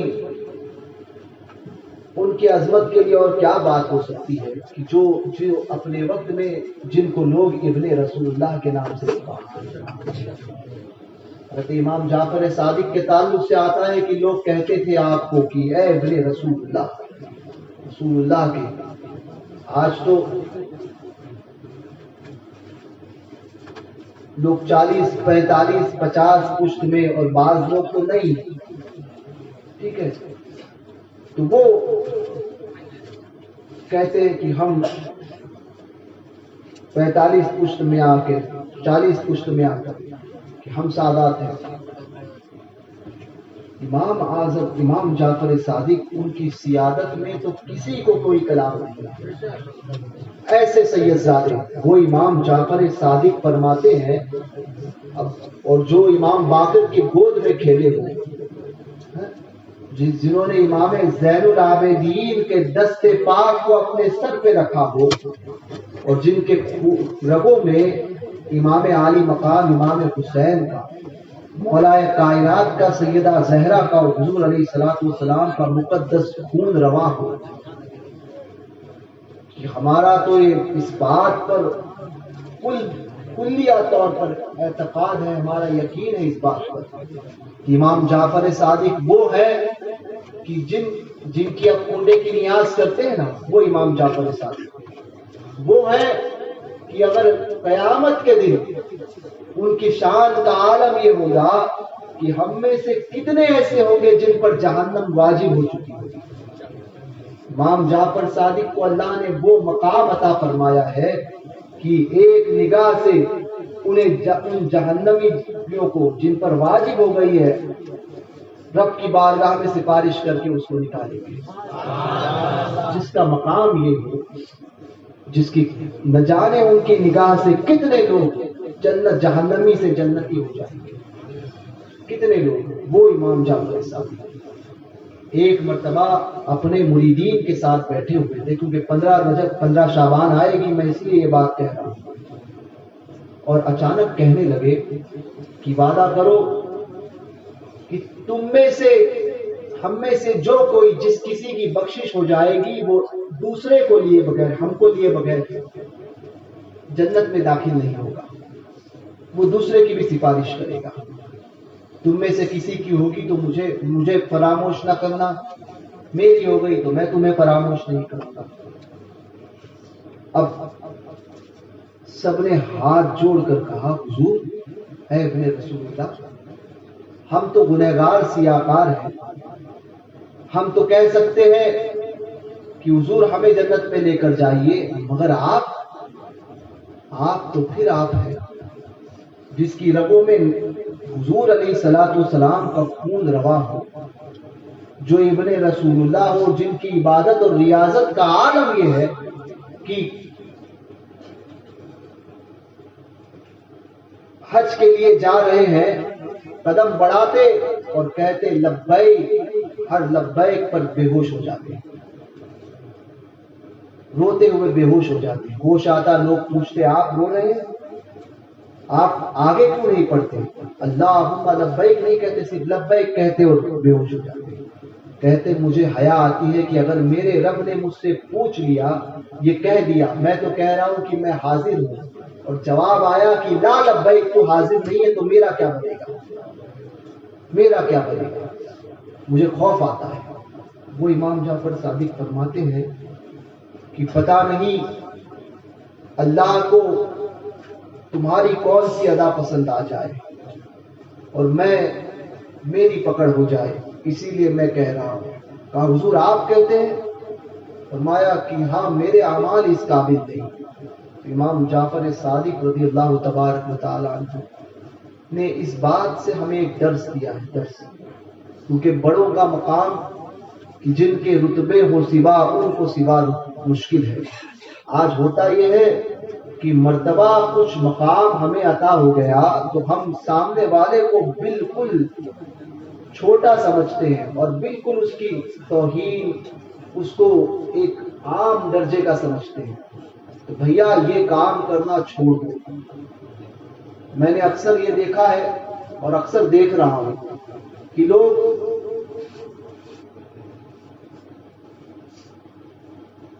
اگر کوئی اچھا کام کرتے ہیں، مثال کے طور پر ہم نے نماز پڑھنا شروع کی اور پڑھنا بھی چاہیے، اس کا انکار نہیں ہے، جو چیز ہم پر فرض ہے، جس چیز کو فرض کیا گیا ہے، نماز کو فرض کیا گیا ہے، 5 وقتہ نماز پابندی کے ساتھ، میں نے مگر اس بات کو اکثر مشاہدہ کیا کہ کوئی اگر پڑھنا شروع کر دے تو پھر وہ اپنے آپ کو سب سے بہتر سمجھنا شروع نہیں کرتا ہے اور پھر سب دوسرے کو حقارت کی نظر سے دیکھتا ہے۔ بعض ایسے بھی لوگ ملے کہ جنہوں نے نمازیں تو پڑھی مگر پھر ایسے بھی ملے کہ میں نے دیکھا کہ وہ مشائخ میں بھی ڈھونڈتے ہیں اور ہمیں پتا چلا ایک جگہ پہ حضرت کہ بولے وہ فلاں حضرت آئے تھے، ان کی انگلی وہ نہیں لگ رہی تھی، تو میں نے کہا کہ تو فلاں حضرت کی زیارت کے لیے گیا تھا کہ انگلیاں دیکھنے گیا تھا کہ نماز میں کون سی لگتی ہے؟ تو یہ لوگ بھی آئے، تو ایسے بھی ہوئے کہ جو نماز پڑھنے لگے مگر دوسروں میں عیب نکالنا شروع کر دیا۔ یاد رکھنا، دوسروں کے اندر کمیاں تلاش مت کرو، اس بات کو ہمیشہ یاد رکھو کہ کیا پتہ اللہ کی بارگاہ میں اس کا کوئی عمل پسند ہو جائے، مقبول ہو جائے اور اس کی بخشش ہو جائے، اور تم ساری زندگی عبادت کرتے رہو اور تمہاری ساری عبادتیں منہ پر مار دی جائیں۔ اسی لیے ڈرتے رہو اللہ کی خفیہ تدبیر سے۔ اچھا کام کرتے ہو تو کبھی یہ مت کہو کہ یہ میں نے کیا، میں ہوں، جس کے اندر میں پیدا ہوا نا، بکری اکثر میں کہتی ہے اور ذبح ہوتی ہے، میں جس نے کہا وہی جاتا ہے، تو میں رہے نام اللہ کا، متکبر تنہا اللہ کی ذات، تکبر اسی کے شایع نشان اور اسی کو زیب دیتا ہے۔ اور ایک روایت میں نے پڑھی حضرت کہ تکبر اللہ کی چادر ہے اور جو اس سے اس کو چھینے گا اللہ اسے دنیا و آخرت میں ذلیل و رسوا بنائے گا۔ تو یاد رکھنا کہ تکبر، اپنے آپ کو بڑا سمجھنا چھوڑ دو۔ ابھی شب برات آ رہی ہے، اعمال کے جائزے دیے جائیں گے اور پھر یہی وقت رات ہوگی جس میں اگلا سال کون دیکھے گا اور کون اسی سال میں چلا جائے گا، اسی میں طے ہوگا۔ وہ سدرا کے پتے جو ہیں وہ جھڑتے ہیں، ہے نا، پتے جو مرنے والے ہیں سب کے پتے جھڑ جائیں گے، سمجھے؟ جن کے جھڑ گئے وہ اس سال چلے جائیں گے، پھر پتہ نہیں، اور ہم میں اور آپ میں نہ جانے کتنے ہوں گے جو اس شب برات سے پہلے جانے والے ہوں، اور اس میں سے بھی کچھ ایسے بھی ہوں گے جو اگلی شب برات میں نہیں ہوں۔ تو موت کا کوئی بھروسہ نہیں، موت اپنے وقت پر آئے گی، ضرور آئے گی۔ یہ بڑی راتیں، یہ لمحات ہمیں اور آپ کو کچھ درس دیتے ہیں، درس یہ دیتے ہیں کہ زندگی مختصر ہے، اس زندگی کو برباد مت کرو اپنی انا میں، یا میں بڑا ہوں، مجھے یہ منصب ملا تو اب سب کو میں حقیر جانوں، یہ باتیں چھوڑ دیجئے، اپنے اندر انکساری پیدا کیجیے۔ غریب نواز سرکار رضی اللہ تبارک و تعالیٰ عنہ کی بات اور ان کی بات پر اپنی بات کو ختم کرتا ہوں۔ غریب نواز فرماتے ہیں انسان کے اندر جب تک کہ 3 چیزیں پیدا نہیں ہوئی، سلطان الہند کا قول ہے، یاد رکھنا، غریب نواز کا قول ہے، میں اگر بات کروں تو میری بات کی اہمیت نہیں، بات وہ کر رہا ہوں کہ جس کی بات بھی بڑی ہے اور ذات بھی بڑی ہے۔ غریب نواز فرماتے ہیں انسان کو اس وقت تک ولایت مل نہیں سکتی جب تک کہ 3 چیزیں اس کے اندر نہ ہوں۔ 3 چیزیں، عرض کی حضور وہ کون سی چیز؟ فرماتے ہیں پہلی چیز تو یہ ہے کہ سمندر کی طرح سخاوت، دریا کی طرح سخاوت۔ آج ہمارے یہاں ماحول یہ ہو گیا ہے کہ منہ دیکھ کر لوگوں کو دینا اور لینا ہوتا ہے۔ مومن وہ ہے جو اپنے لیے پسند کرے وہی اپنے بھائی کے لیے پسند کرے۔ ہم 5,000 روپے والا سوٹ رمضان میں بنائیں گے اور امام صاحب کو دینے کی بات آتی ہے تو وہی 300 روپے میں ان کو وہی ڈریس اٹھا کر دیتے ہیں۔ چلیے 300 خیر 300 روپے کا، 150 روپے کا ہے وہ، مگر اپنے لیے وہ کپڑا پسند نہیں کریں گے۔ یہ حدیث ہے نا، یہ حدیث ہمیں اپنا جائزہ لینے کے لیے بہت کافی ہے۔ ہم مومن ہے یا نہیں، اس حدیث سے ہم اپنا جائزہ لے سکتے ہیں کہ مومن وہ ہے جو اپنے لیے پسند کرے، اپنے دوسرے بھائی کے لیے پسند، وہی دوسرے بھائی کے لیے پسند کرے۔ ہم اپنے لیے جنت پسند کرتے ہیں اور کام جنتی کا، ٹھیک ہے، اور دوسرا اگر کوئی بھائی غلطی کرتا ہے تو اس کو جہنم میں جانا ہمیں کیسے گوارا ہو سکتا ہے کہ ہمارا کوئی سنی بھائی جہنم میں جائے؟ تو کوشش کریں کہ اس کو وہاں سے نکالیں کہ وہ جہنم میں نہ جائے، کوشش کریں اس کو اس راہ پر لے کر آئے۔ تو یہ حال ہوتا ہے۔ تو اس حدیث سے اپنے آپ کو پہچاننا، سمندر کی طرح سخاوت، دریا کی طرح سخاوت۔ آپ نے دیکھا دریا کو، جب آپ دریا کو آب روا بہتا ہوتا ہے یا سمندر میں جاتے ہو تو سمندر میں آپ کو موتی ملتا ہے، سمندر سے مچھلیاں ملتی ہیں، اور نہ جانے کتنے جواہرات سمندر کے اندر ہوتے ہیں، کتنی چیزیں۔ پانی اسی سمندر سے لگی ہوئی دریا سے آپ لیتے ہیں، دریا کا پانی لیتے ہو پیتے ہو۔ کبھی دریا کو آپ نے دیکھا کہ پانی دیتے وقت یہ کہے کہ نانا گنہگار ہے تو مت پانی لینا، صرف نیک کے لیے میرا پانی ہے؟ کبھی نہیں، کبھی نہیں۔ وہ سخاوت کرتی ہے تو یہ نہیں دیکھتی کون گنہگار ہے اور کون سیاکار ہے، کون بدکار ہے، وہ سب کو دیتی ہے۔ پانی سب کو ملتا ہے، انسان گناہ کرتا ہے اس کے باوجود اسے ملتا ہے۔ سمندر دیکھ لو، سخاوت میں اس کا معاملہ کیسا ہے، وہ یہ نہیں کہتے۔ اور ہمارے در پر ہمارے قریبی کوئی آ جائے تو اس کے لیے ہمارا رویہ کچھ اور ہوتا ہے، کوئی دوسرا آ جائے تو اس کے لیے رویہ کچھ اور ہوتا ہے۔ امام زین العابدین رضی اللہ تبارک و تعالی واقعہ کربلا کے بعد میں مدینہ پاک میں رہائش تھی۔ ایک مرتبہ جب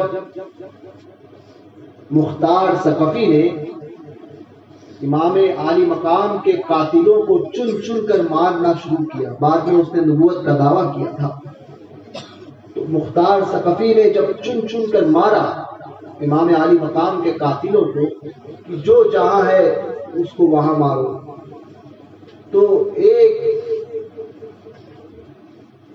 امام عالی مقام یزیدی فوج کا ایک شخص وہ بھاگا تاکہ مختار ثقفی کی فوج والے اس تک نہ پہنچے۔ بھاگتے بھاگتے دور نکل آیا، مدینہ پاک پہنچا تھا۔ مدینہ پاک کے قریب میں اسے پیاس لگی، جب پہنچا تو اس نے ایک دروازے پر ایک کٹھیا تھی، اس پر دستک دی کہ میں مسافر ہوں، مجھے پیاس لگی ہے، کوئی پانی پلا دے۔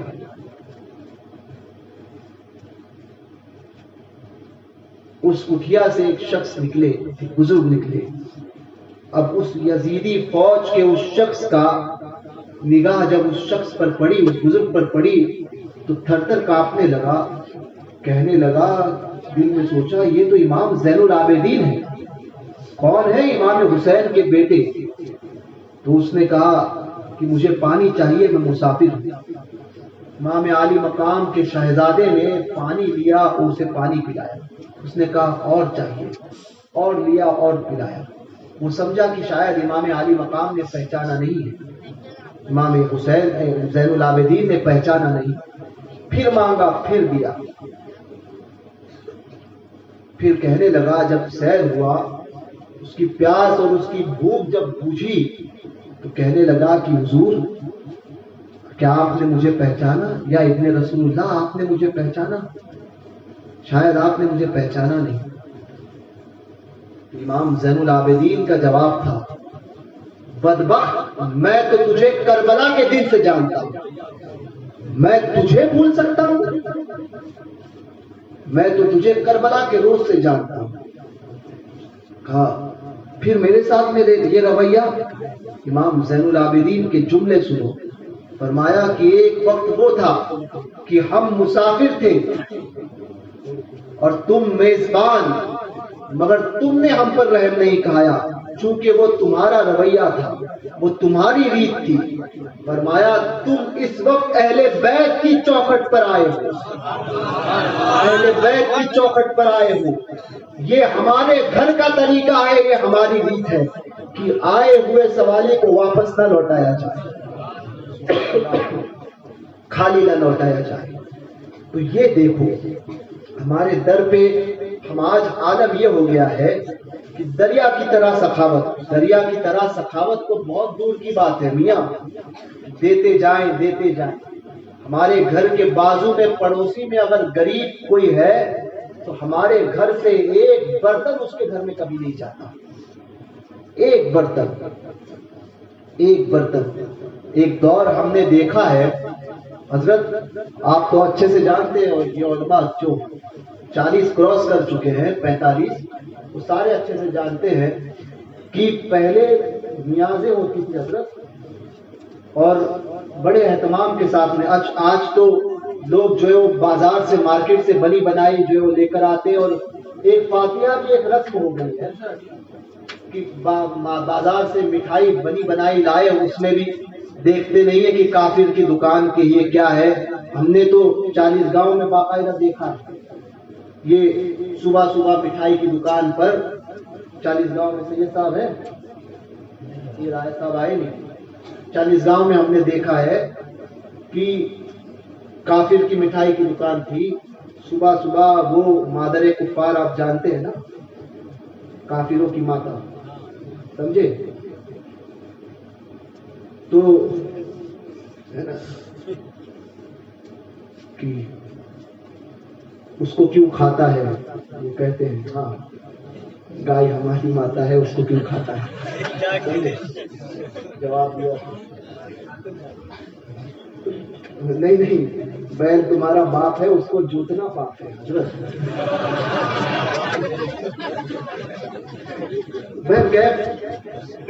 وہ آیا، اس نے آنے کے بعد میں تو جواب تو آج پہلے جو تو ہم نے دیکھا کہ وہ اس دکان میں اس نے چھڑکاؤ کیا تھا اس کے پیشاب کا، اور مٹھائی پڑی ہوئی ہے، مٹھائی کی دکان صبح کھولا، پیشاب اس نے موتی ہاتھ میں لیا، اور ہاتھ میں لینے کے بعد میں چھڑکاؤ کیا.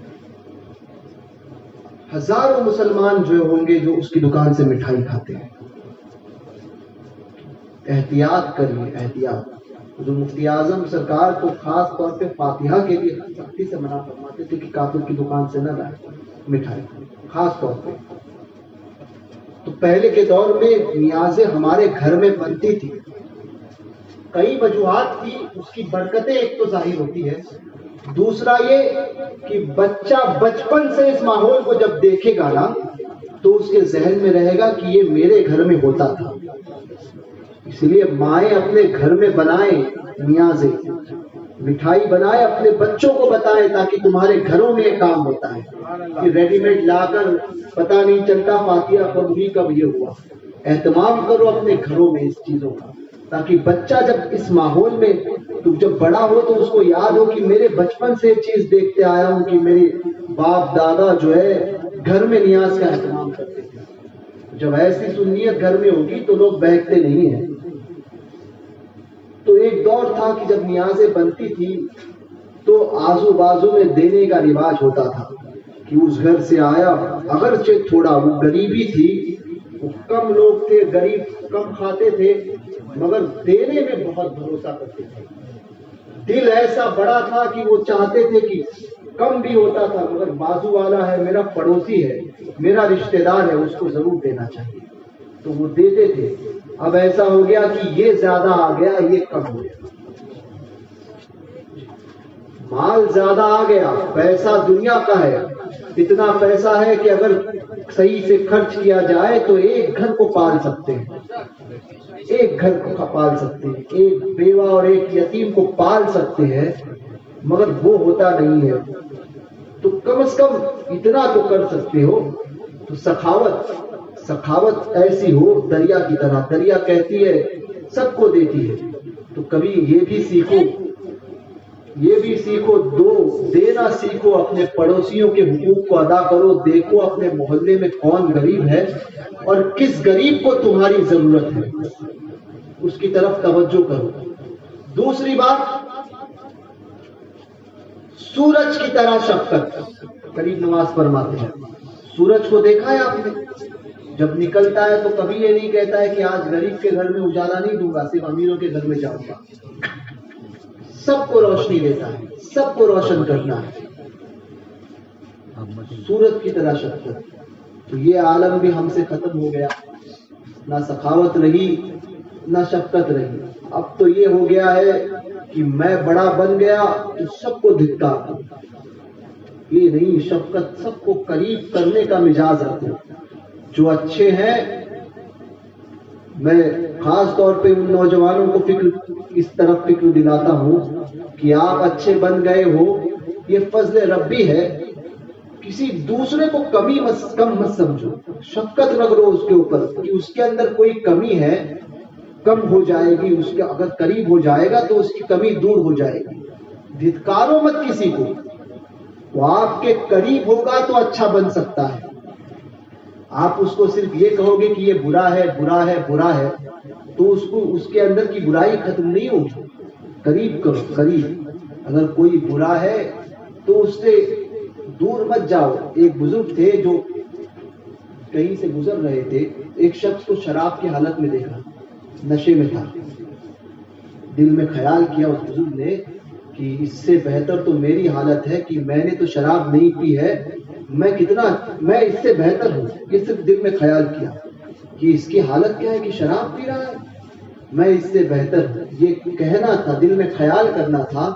اس شرابی نے پلٹ کر جواب دیا کہ اللہ کے ولی، اللہ اس بات پر قادر ہے کہ جو حالت تمہاری ہے اس میں مجھے اور جو حالت میری ہے اس میں تمہیں تبدیل کر دوں.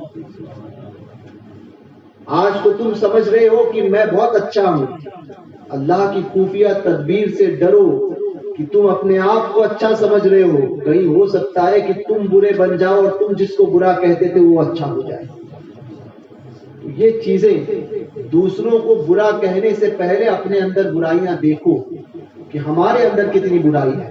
ہمارے معاشرے میں آج یہ غیبت کا ماحول اتنا عام ہو گیا ہے کہ ہر آئے دن ہر دوسرے کی برائی. اور یہ چیزیں تو واٹس ایپ پر تو خاص ہم نے دیکھی ہے، واٹس ایپ پر خاص دیکھی ہے. آج کل سب اپنے آپ کو اتنا بڑا عالم سمجھنے لگے ہیں کہ واٹس ایپ پر میں نے اس لیے اس کو بند کر دیا مکمل طور پر. واٹس ایپ پر دیکھا کہ ایک تو گروپ میں لوگ، ویسے گروپ میں رہتا بھی نہیں تھا شروعات سے، مگر لوگ گروپ بندیاں اور پھر اس کی عزت اچھالنا، اس کی عزت اچھالنا، اس کو نیچا دکھلاؤ، اس کو نیچا دکھلاؤ، یہی کام ہوتا رہتا ہے. اس کے علاوہ کچھ دوسرے کام جس سے لوگ کہتے ہیں بڑے فائدے، ہم نے فائدے تو نہیں دیکھے سوائے نقصان کے.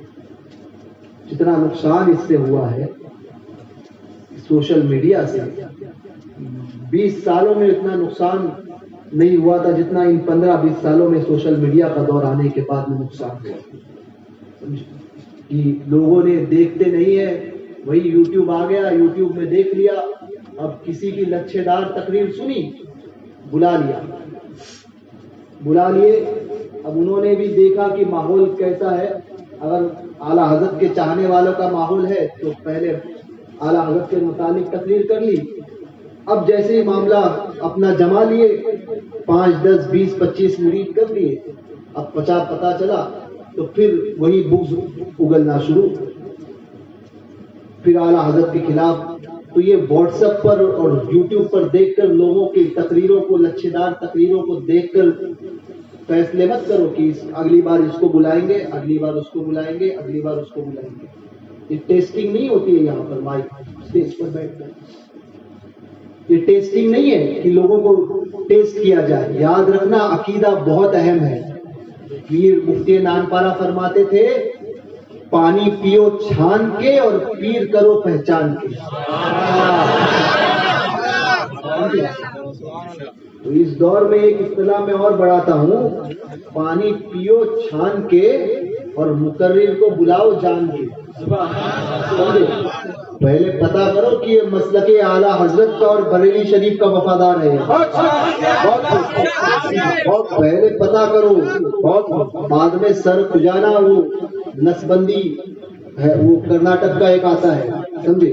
میں اس کو نقش بندی نہیں کہتا، کیونکہ نقش بندی ہوتا تو واقعی بات وہ کہتا جو مجدد الفسانی کا عقیدہ تھا، سمجھے. صلح کلیت کی بات لے کر نہیں آتا. وہ ڈنکے کی چوٹ پر وہ احمد اپنے آپ کو نقش بندی کہتا ہے، حیدرآباد کا. ٹھیک ہے، نقش بندی ہے، ٹھیک ہے، نقش بندی نہیں ہے. ہاں، تو وہ تو ایسے مقرروں کو لوگ بلاتے ہیں، ایسوں کو جو دیکھتے ہیں کہ جہاں اعلیٰ حضرت کے چاہنے والوں کا نام آئے تو بڑی اعلیٰ حضرت کے تعلق سے بڑی اچھی باتیں کریں گے. ہمارے امام کہتے ہیں، اور جہاں دیکھیں گے کہیں دوسری جگہ چلے جائیں تو وہاں پر وہی اعلیٰ حضرت کے تعلق سے بغض اگلتے ہیں. ایسے لوگ ہیں، تو ایسوں کو بھی جانیے. تو شفقتیں سورج کی طرح شفقت کہ انسان کو اچھا ہو یا برا، کوئی برا ہے تو اس کو قریب کرنے کی کوشش کرو. تیسری بات حضرت غریب نواز فرماتے ہیں کہ زمین کی جیسے عاجزی اور انکساری. زمین انسان کو کیا نہیں دیتی، کیا نہیں دیتی. اس زمین سے آپ کو کھانے کی چیزیں ملتی ہیں، پینے کا پانی ملتا ہے. یہ زمین اس مرنے کے بعد یہی زمین انسان کو جگہ دیتی ہے، رہنے کو گھر اسی زمین پر، سب کچھ. ہم اپنا پاخانہ تک اس زمین پر پھینکتے ہیں، تب بھی وہ کبھی یہ نہیں کہتی کہ تم کیوں مجھ پر اتنا ظلم کرتے ہو، مجھ پر اتنا بوجھ کیوں کرتے ہو. انکساری عاجزی اس کے اندر ہے. فرماتے غریب نواز یہ 3 چیزیں پیدا کرو. 3 چیزیں، سمندر کی طرح سخاوت، سورج کی طرح شفقت، اور تیسری زمین کی طرح عاجزی اور انکساری. 3 چیزیں پیدا کرو، اور یہی چیزیں ہمارے اندر سے ختم ہو رہی ہے. جو اہل علم ہے وہ بھی اور آپ کو بھی. یہ شب برات قریب ہے نا، توبہ کرو. ہم سے جو خطائیں ہوئی ہو گئی. اللہ بے انتہا کرم فرمانے والا ہے اور بڑا بخشنے والا مہربان ہے. اس کے حضور سچی توبہ کرو. اللہ توبہ کے متعلق فرمایا جاتا ہے کہ اللہ ایسا کریم ہے کہ بندہ جب سچی توبہ کرتا ہے نا، کوئی گناہ، اور انسان ہوتا ہے، انسان سے ہی گناہ ہوتا ہے، مگر جب انسان توبہ کرتا ہے نا، توبہ کرنے کے بعد اللہ ایسا کریم ہے کہ جب وہ توبہ کرتا ہے، اور توبہ کی توفیق بھی اللہ کی بارگاہ سے، تو اللہ تبارک و تعالیٰ کی بارگاہ میں جب سچی توبہ کرتا ہے تو اللہ اپنے بندے پر فضل کیسا فرماتا ہے. روایتوں میں آتا ہے کہ بندے نے گناہ کیا تھا، اللہ تبارک و تعالیٰ اس توبہ کیا، اللہ نے اسے معاف کیا. یہ صرف معاف کیا، اس سے ہی کام نہیں، اس کی سچی توبہ کا صلہ دیکھو.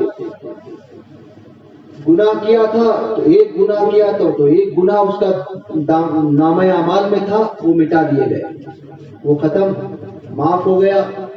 اس کے بدلے میں اللہ کا کرم ایک نیکی اس کو لکھا دے. اس گناہ کے بدلے میں وہ مٹا گیا، دفتر سے گناہ کو پاک کیا گیا. ٹھیک ہے، اللہ کریم کیسا ہے کہ بندے نے توبہ کیا، اب توبہ کرنے کے بعد میں گناہ مٹا، نیکی ملی، دفتر سے ہٹا دیا گیا. جس جگہ پر بندے نے گناہ کیا تھا اس جگہ سے اس گناہ کو اللہ ہٹا دیتا ہے، اس جگہ سے بھی ہٹا دیتا ہے، اس جگہ کو کہ وہ گواہ وہ بھی گواہ نہ بنے. میرا رب اتنا قریب ہے، جن لوگوں کے سامنے کیا تھا اللہ ان کے ذہنوں سے نکال دیتا ہے.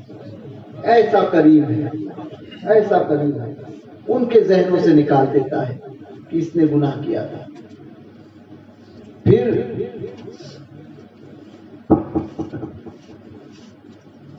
رب تبارک و تعالی اپنے بندے کے پر کرم فرماتا ہے تو ایسا کرم کہ فرشتوں کے دفتر سے بھی وہ باتیں ہٹا دیتا ہے، فرشتوں کے معاملات سے بھی، کہ نہیں، فرشتوں کو بھی نہیں پتا.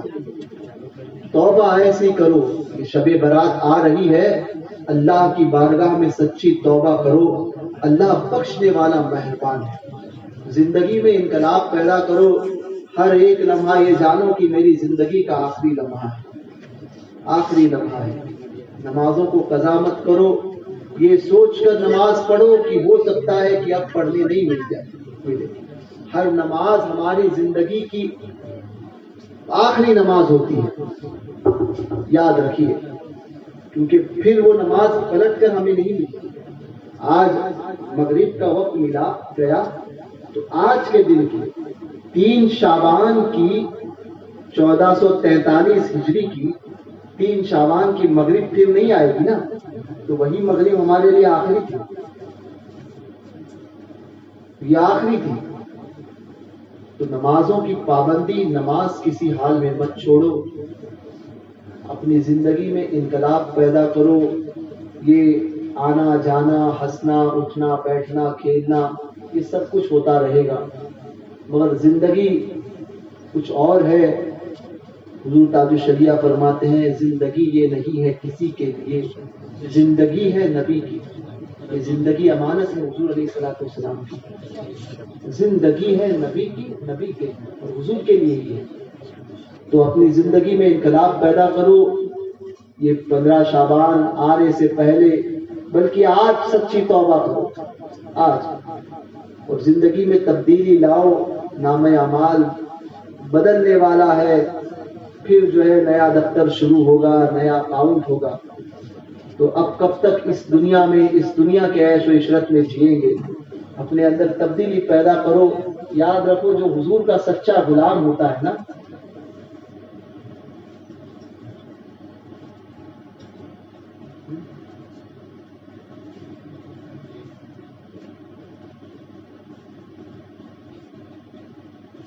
تو انقلاب پیدا کرو اپنی زندگی کے اندر. بہت ہو چکا، بہت دنیا دیکھی ہم نے، بہت دنیا کے پیچھے دوڑے. دنیا یہ وہ ہے کہ جو کسی کے کام نہیں آتی. آج ہمارے ساتھ، کل کسی اور کے ساتھ، کل کسی اور کے ساتھ. یہ کسی کی سچی جوڑو نہیں بن پائی ہے، سمجھے، سب کو دھوکہ دیتی ہے. تو آپ دنیا کے پیچھے نہیں بلکہ دین، اللہ اس کے رسول کی بارگاہ کی طرف آئیے، اپنی زندگی میں انقلاب پیدا کیجیے. یہ میرے پاس ایک اعلان ہے، مدرسہ فیضان تاج الشریعہ کے زیر اہتمام جو ہے کئی مکتب چلتے ہیں، اور اب تک اس کی کوئی زمین وغیرہ نہیں ہے. تو زمین کی خریداری وغیرہ کے معاملات بھی ہے. تاج الشریعہ فاؤنڈیشن کے احباب کی طرف سے اس کے تعلق سے چندے کا اعلان ہے. تو یہاں سے جانے سے پہلے آپ حضرات جو ہے وہ اپنے مرحومین کے ایصال ثواب کے لیے، یا اپنی آخرت کے لیے، یا رضا الہی کے لیے، یا اپنے سرکاروں کے ایصال ثواب کے لیے، ان کی بارگاہ میں خراج عقیدت پیش کرنے کے لیے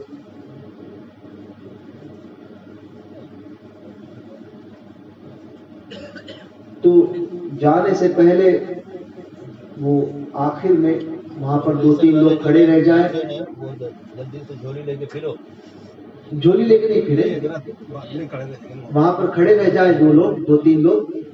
اور لیکن یہ ذمہ داری آپ کی ہوتا یہ ہے کہ جب تک ہم کہا نہ جائے 1100 والے 5 حضرات اٹھیے، 15 حضرات اٹھیے، تب تک لوگ اٹھتے نہیں ہیں. یا 5000 والے 10 لوگ اٹھیے. میں صرف اتنا کہوں گا کہ آپ جانتے ہیں، آپ کا رب جانتا ہے کہ اللہ نے آپ کو کتنی استطاعت سے نوازا ہے. اتنا کہوں گا کہ اگر آپ کی طاقت 500 روپے کی ہے دینے کی تو 500 روپیہ دے کر جائیے. 5000 دینے کی ہے تو 5000 دیجیے. 1000 دینے کی ہے تو 1000 دیجیے. آپ اپنی حیثیت، آپ کی حیثیت کو آپ کا رب جانتا ہے. تو اپنے رب کی رضا کے لیے ہوتا یہ ہے. بعض اوقات یہ بھی دیکھا گیا ہے کہ لوگ دکھاوے کے لیے، تو دکھاوے کے لیے کوئی عمل کرو گے تو منہ پر مار دیا جائے گا.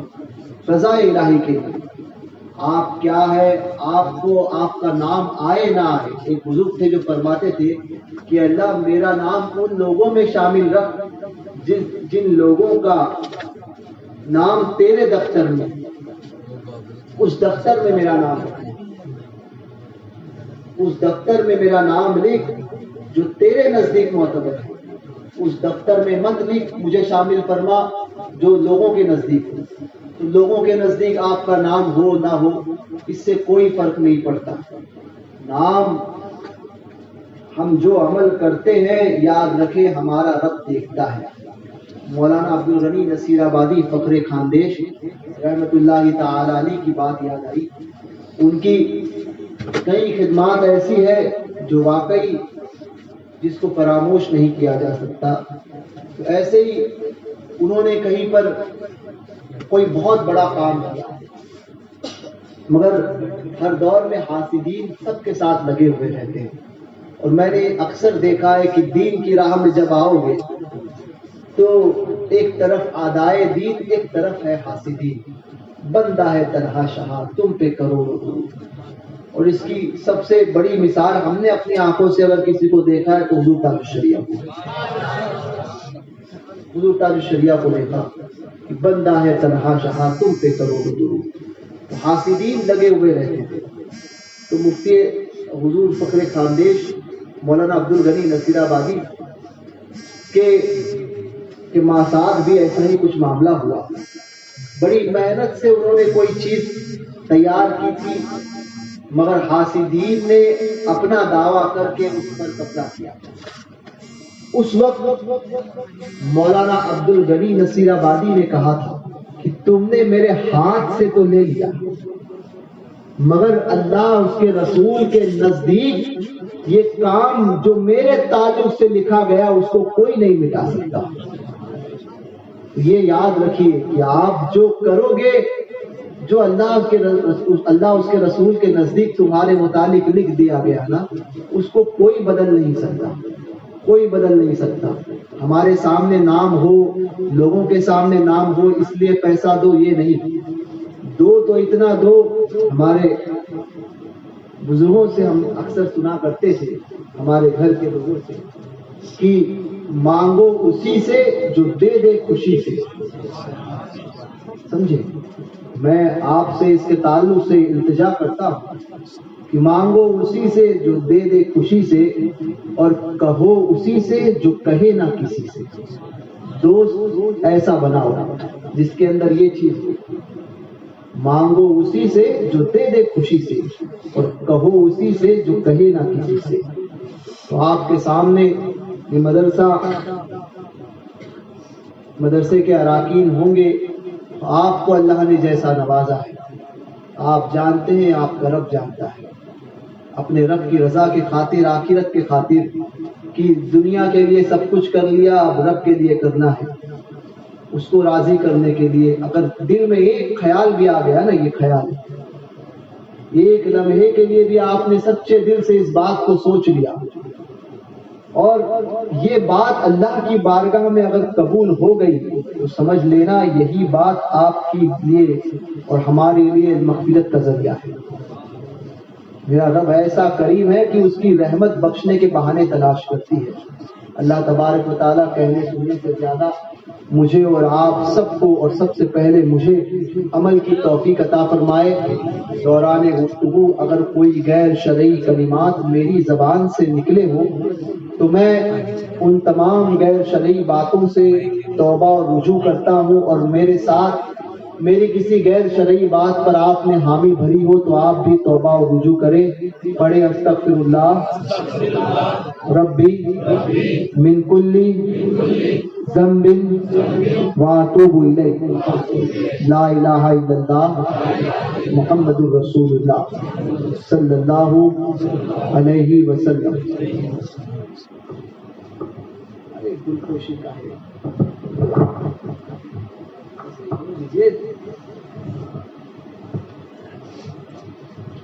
حضرات، حضور کے حکم کے مطابق پروگرام کے بعد گلپوشی کا پروگرام رکھیے، تو بڑے اسپیڈ کے ساتھ جو ہے نا میں آپ تمام حضرات کو گزارش کروں گا کہ یہ مبارک پروگرام کو دیکھیے۔ حضور سید جیلانی میاں صاحب قبلہ، نبی رہے شہنشاہ کوکن فاتح خاندیش ابوالحسنین سرکار جیلانی میاں صاحب کے گلپوشی، یہاں کے خطیب و امام حضرت علامہ مولانا یوسف رضا صاحب مدرسہ ضیاء ازہری ان کے ہاتھوں سے حضرت کی گلپوشی۔ نعرہ تکبیر، نعرہ رسالت، خلیفہ حضور تعلیم شریعہ، خلیفہ حضور تعلیم شریعہ مسلک اعلیٰ حضرت اور خطیب اعظم اسلام حضرت علامہ مولانا زبیر صاحب قبلہ مدذل العالی کی گلپوشی، حضرت علامہ مولانا قاری ظہیر الرحمن صاحب قبلہ مصباحی خطیب و امام مدینہ مسجد کرنے جا رہے ہیں۔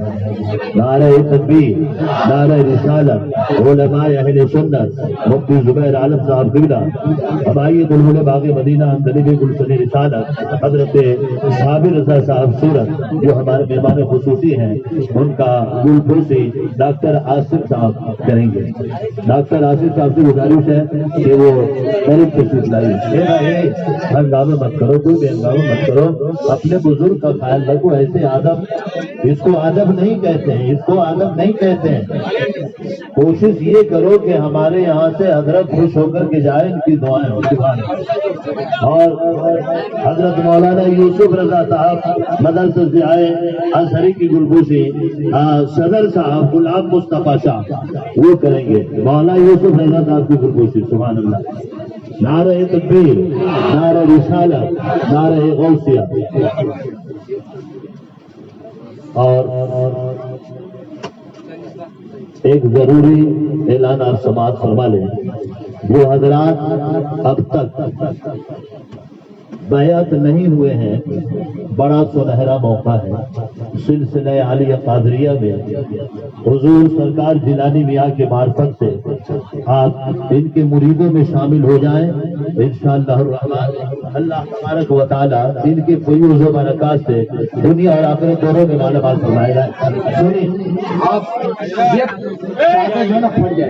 اچھا ہے بھائی، جو چادر نہیں پا رہے ہیں ایک دوسرے کے پیٹھ پہ ہاتھ رکھ لیں، ایک دوسرے کے پیٹھ پر ہاتھ رکھ لیں۔ جو چادر پکڑے ہوئے ہیں ان کے پیٹھ پہ دوسرا ہاتھ رکھے اور ان کے پیٹھ پہ دوسرا ہاتھ رکھے، اور جیسا حضرت بڑھائے ویسا پڑھیے۔ اور ساتھ ہی ساتھ اور قاری ظہیر الحسن صاحب مصباحی کی گلپوشی یہ ہمارے شاکر بھائی ان کو والے کر رہے ہیں۔ اور ساتھ ہی ساتھ حضور لیڈیز بھی پیچھے ہیں، تو اچھا جیسا حضرت پڑھائیں ویسا لیڈیز سے بھی گزارش ہے کہ وہ پڑھتے جائیں۔